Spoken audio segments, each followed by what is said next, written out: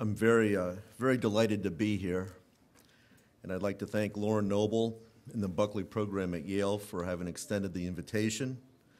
I'd also like to thank my colleague and co-author, Aaron Tuttle. It certainly is an honor to be recognized by an organization dedicated to the work of William F. Buckley, Jr. Mr. Buckley understood that in furtherance of the cause of liberty, the Republic, and the constitutional structure on which it rests must be protected from external and internal threats alike. It was a recurring and ever-present theme of his work. In 1951, Mr. Buckley warned of the increasing threat posed by the centralization of power in the administrative state, writing that, as America's foreign policy must aim at the destruction of Soviet power, so too must its domestic policy aim at the dissolution of the bureaucracy. Further to that point, the Sharon Statement, which Mr. Buckley helped organize and draft, argues that the Constitution is the best arrangement yet devised for empowering government to fulfill its proper role while restraining it from the concentration and abuse of power. It is the defense of that arrangement, the constitutional structure, that is the ultimate purpose of our policy idea. As you all know, the constitutional structure refers to the system of dual sovereign governments, federal and state, with the power apportioned to the federal government being subdivided among separate branches. Both James Madison and Alexander Hamilton noted that this creates a double security of the rights of the people. However, starting in the 1800s, an effort arose to functionally change that system. Through the science of administration, bureaucrats would direct policy better than elected representatives, or so it was thought, so it was contended. Under this theory, the citizen-directed nature of government would be minimized, and a cadre of experts within the national bureaucracy would decide what is needed for human flourishing. Woodrow Wilson described this as seeing every day new things which the state ought to do, and seeing clearly how it ought to do them. But rule by experts is incompatible with the Constitution's separation of powers, and the division of powers, the role of Congress as the dominant federal policymaker, and the role of the state legislatures as the dominant state policymaker. So functional power, under their thinking, would have to be shifted from Congress to the administrative state, and practical control would have to be shifted from the states to the federal bureaucracy. There had to be a way, as Wilson said, to make town, city, county, state, and federal governments interdependent and cooperative. In our book, Deconstructing the Administrative State, we detail 8 tools that the administrative state uses to centralize power. One of those is the object of our entry in this event: conditional grants from the federal government to the states. And I note, many of these grants have the number one objective of driving the federal view, the administrative state's view of policy into the states. That's their number one objective, not to provide monetary assistance to the states. In a 1984 article entitled "Beware," Mr. Buckley warned that the practice of conditioning federal grants had become a federal disease, and noted that such programs resulted in exactly what its critics had predicted: federal control. At that time, federal grants to states amounted to around $7 billion, accounting for, on average, about 12% of state revenue. But Mr. Buckley's warnings went unheeded, and the disease has progressed. In 2018, federal grants had increased to $728 billion and accounted for 1/3 of total state funding. Even worse, most state programs now operate under significant federal control. Sadly, state representatives and governors are largely in the dark as to what their state has committed to and what the cost. And there's two major reasons for this. One, many grants are agreed to by unelected state agency heads rather than elected officials, thus cutting the legislature and the governor out of the federal-state grant agreement process. And two, states do not require their agencies to undertake a meaningful cost-benefit analysis prior to the grant award. Federal grants are invasive to the constitutional structure. It's much like introducing an invasive species into an ecosystem. I probably should have had like a picture of a python in the Everglades. So it upsets the system, and the system lacks an effective way to deal with it. So our policy proposal is model legislation that would correct these failures by establishing formal state procedures for grant applications to the federal government. The model would require a state agency seeking to apply for a grant to conduct a cost-benefit analysis using a specified methodology, one on which we consulted Mercatus Center economists. Among other things, the costs and benefits must each be classified as quantified and monetized, or qualitative. And the net cost of the grant, which would be the value of the grant minus the monetary costs, must be clearly stated. Moreover, the analysis must include projections for costs after the grant ends. Consider, for example, a grant that provides $2 million, say, for hiring 10 new police officers. Well, what will the cost be to the state after that funding dries up? Programs initiated by federal grants often continue well beyond the end of the federal funding, and that's often their intent, and the state must pick up those costs. As the Mercatus Center found, every additional grant dollar stimulates an additional 33 to 42 cents in state and local spending and taxes. Here we have a sort of a rough snapshot of what's going on. The first column there is what many people, the first column is state spending in the abstract without federal spending. The second column is what most people assume happens with the acceptance of federal money. The federal money sort of alleviates the burden on the state. The third column shows what is actually what happens in many of these grants. The state spending stays the same, and the federal spending is supplemental. And oftentimes that's actually in the grant terms. This money is just supplemental. The fourth column shows another feature of what actually happens with these grants. Many of the grants require not just supplemental funding, but they require the states to undertake activities that actually increase the burden on the state. So all in all, this is what many people assume, and on the far right is what is actually happening. And there again, tied to the additional money is the drive of federal policy being driven into the states. Just by way of example, that's why we now essentially have a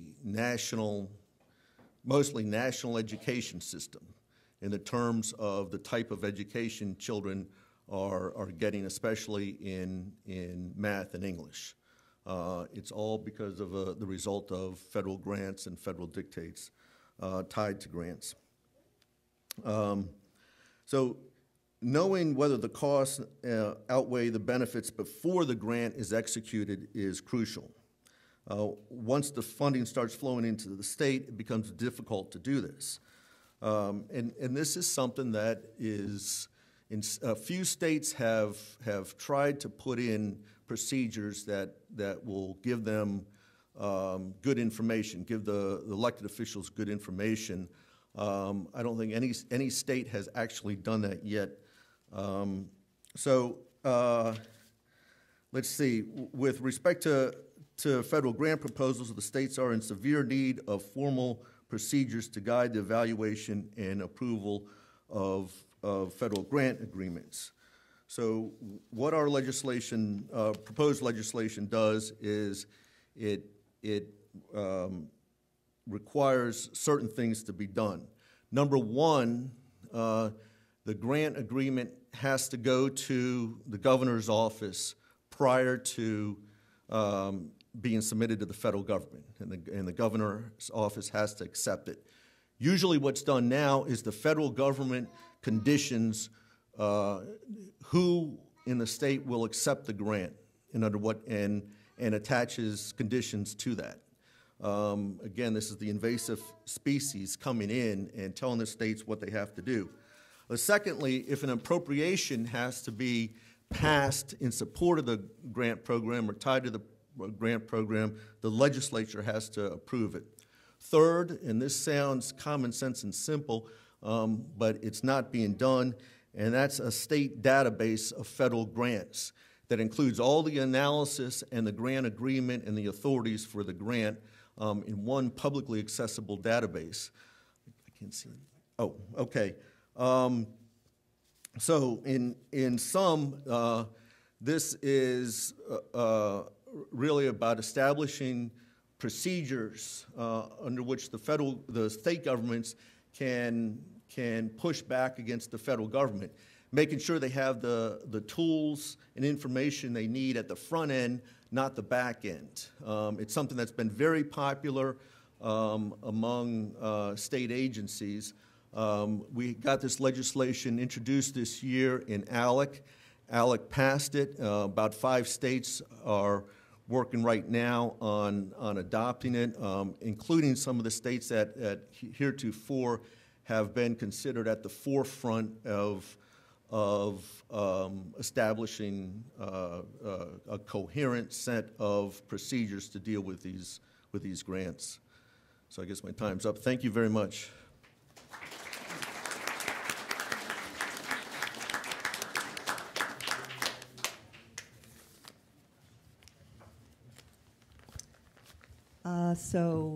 Emmett, I'd like to, whoops, excuse me.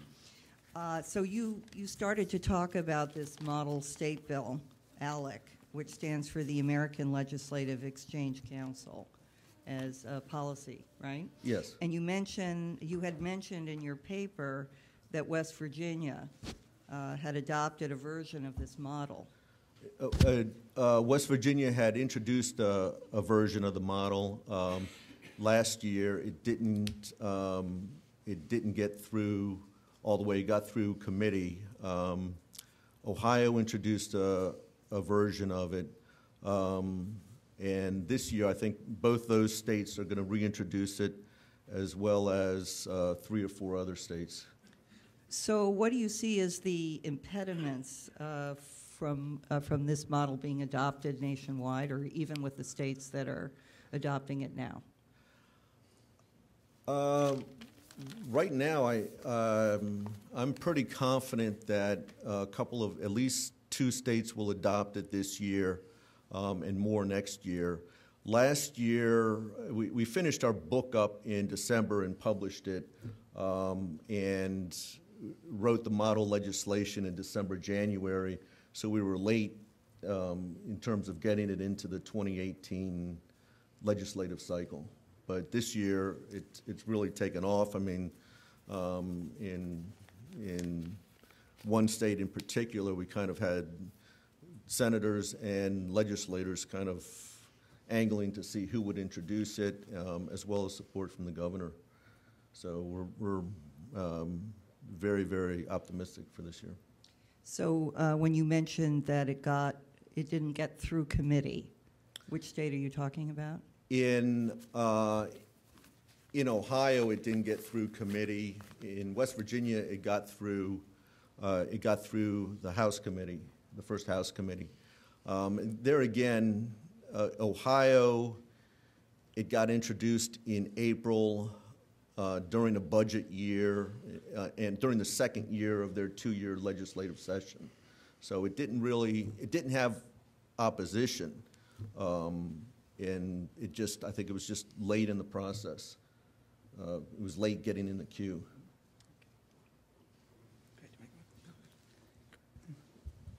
Thank you, Emmett.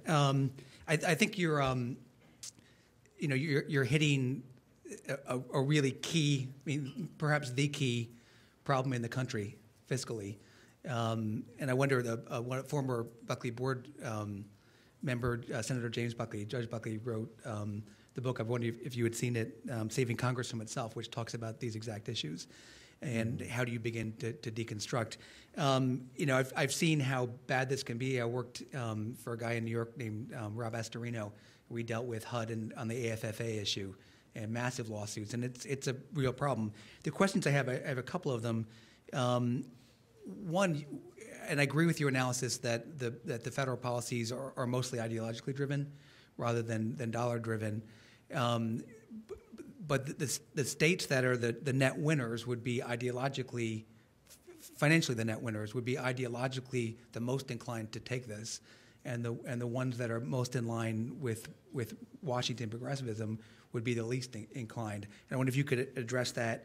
And also, why just give the information to the governor?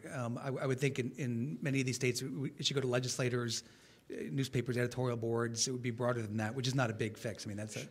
Sure, yeah, no, the model legislation calls for the reports developed in relation to the grants to go to both the legislature and the governor. And then on the grants database, these analysis, as well as any other legally mandated analysis, would be on that database and would be publicly searchable. Great. Okay. And the other... And it's really a question of viability. It's if you go into a state, the states that need the money are the ones that are more conservative generally, and or that are net winners on balance from Washington in the exchange. The states that are net donors to Washington and other states are typically the blue states.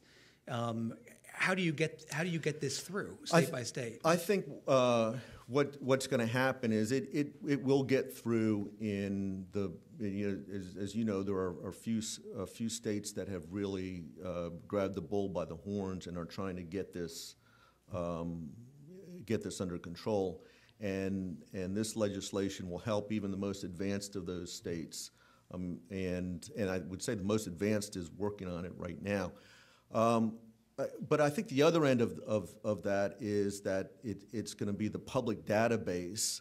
Right now, we have state budget agencies telling us that they can't get this information, and that's why those agencies love this legislation, because they'll have the legislation, but it will be publicly available. And I think what we'll see is we'll start seeing analysts key on this finding that Mercatus said, that, hey, every time you accept a grant, you're jacking up taxes for us down the road. Right, you're providing the ammunition. Right? And so it's just as now, right now, many state houses, the big thing is, well, we have to have a balanced budget, and they'll take the federal money and not worry about that too much. They just want to make sure they have a balanced budget, and they don't want to say no to the federal money because they're concerned about the balanced budget.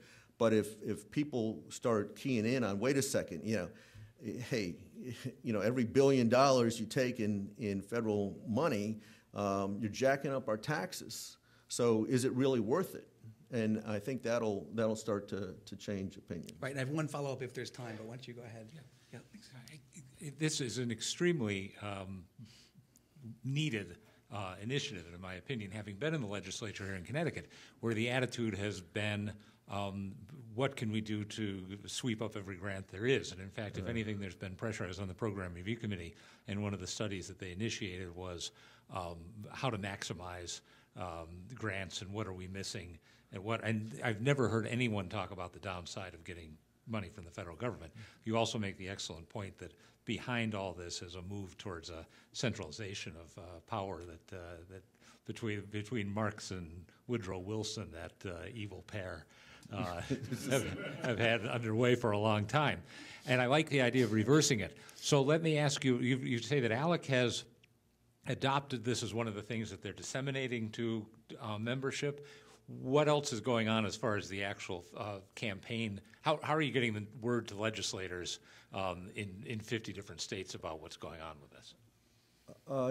It seems every couple of weeks we get calls from legislators who have found out about this. But the other thing we're doing is we're reaching out to state-based groups and think tanks and policy groups and talking to them about the legislation. I mean, you know, it's best and if they take up the cause. And I think that's what a lot of this is, right? Is people taking up the cause and realizing, you know, we have to fight this fight.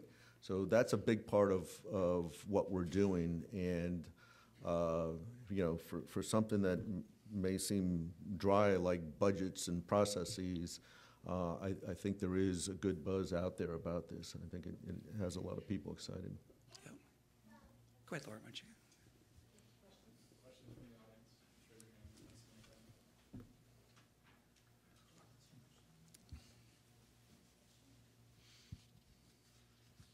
Thank you. So you mentioned in your presentation that some states that were, as you said, at the forefront of the effort to fight this increase of federal control. Could you name which states you meant specifically? Yes. Yeah. I mean, I think this legislation has been introduced in Indiana. It's been introduced in South Carolina. So those are two of the states. And there's a couple of other states that where we're talking with legislators, and I believe they'll be introducing legislation soon.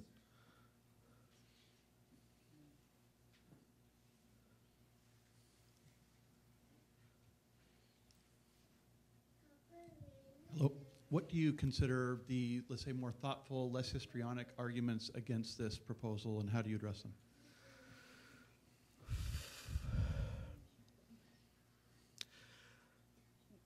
Well, at some point we have to confront the reality that the states are supposed to be the general governments, and vis-a-vis the federal government. The federal government is supposed to be the limited government, but you look at the tax burdens that each of those impose on their citizens.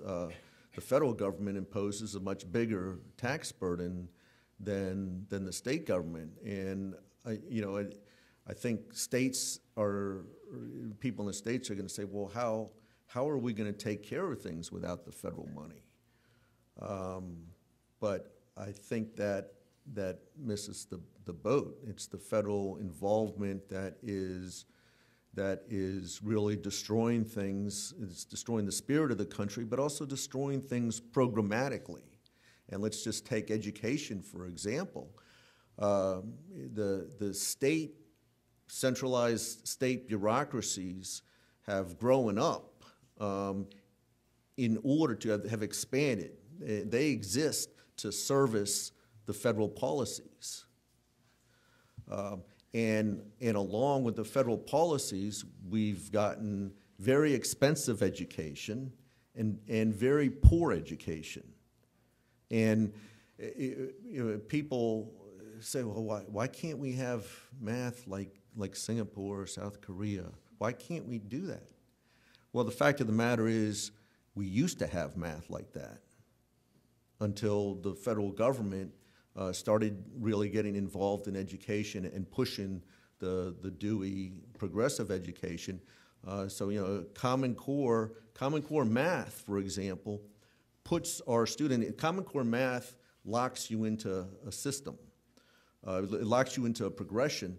So it puts our students, if that progression is followed, 2 to 3 years behind their peers in high-performing countries.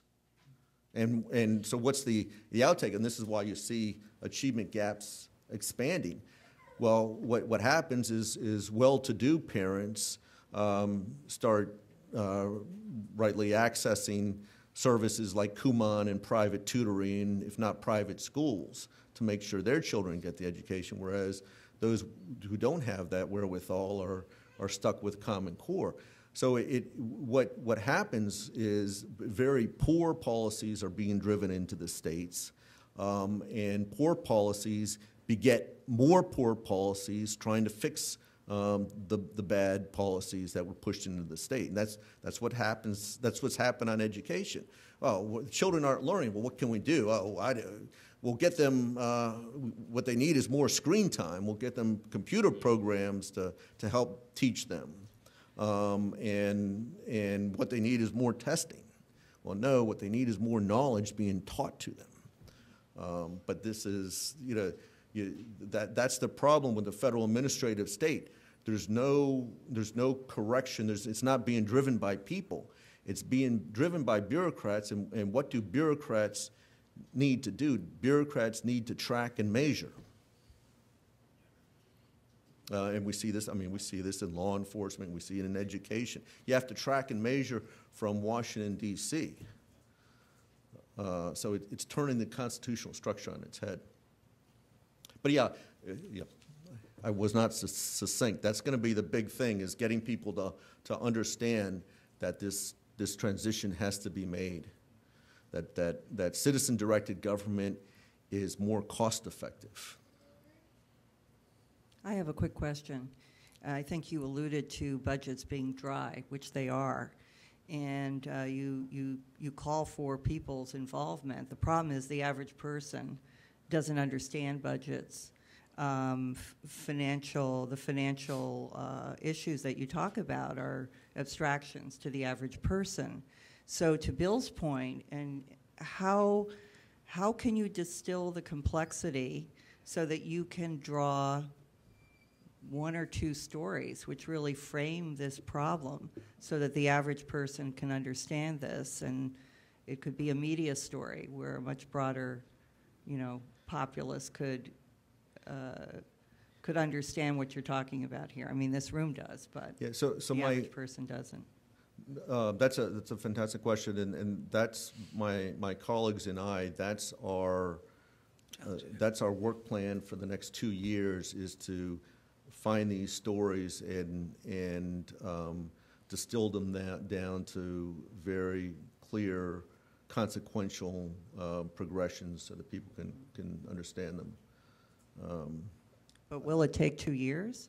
Well, we want to do this over we want to come up with a group of studies and show them sort of like a book of studies, so that people can see that the same thing is happening in education. It's also happening on the built environment. It's happening in terms of law enforcement, that the same techniques of the federal administrative state are affecting all of these things across policy areas. I can give you a real quick example. I don't know if I have time. All right, we have this example in our book. There is a project in Fort Wayne, Indiana. This was brought to our attention by a Fort Wayne city councilman who happened to be a banker in his professional life. He brought a development, and there's a whole series of these developments, but one in downtown Fort Wayne. The total cost of the project was $34 million. The developer put in $3 million.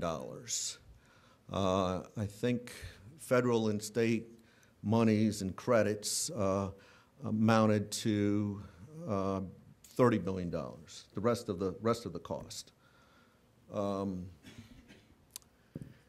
The value of the project, once completed, the value of the project, and as planned, the value of the project was $12 million. And the developer put in $3 million. But the beauty of it is, at the end of the day, the developer owned the property and got back the $3 million as a development fee. Right. So That's what we're going to look for, are examples like that, where you just go right down the line, and people, I think the reactions of most people is, well, where do you sign up for that? And this is horrible. This has to end. You might want to call it the fine print law, something like that. But that's really what it is. I mean, you sign one of these HUD contracts or any of these federal deals, the block grants, and you're on the hook big time. I just want to be clear. So you're looking at this state by state and federally, or pure state laws? We're looking, no, because the federal government is, program after program after program, area after area. The federal government is driving policies into the states, and you hear the notion cooperative federalism, which really means that the federal government what to do and you do it, right? has a big stick, and the states are cooperating while looking up at the big stick. So yeah, what we're looking for are programs and projects, and invariably these are federal state efforts.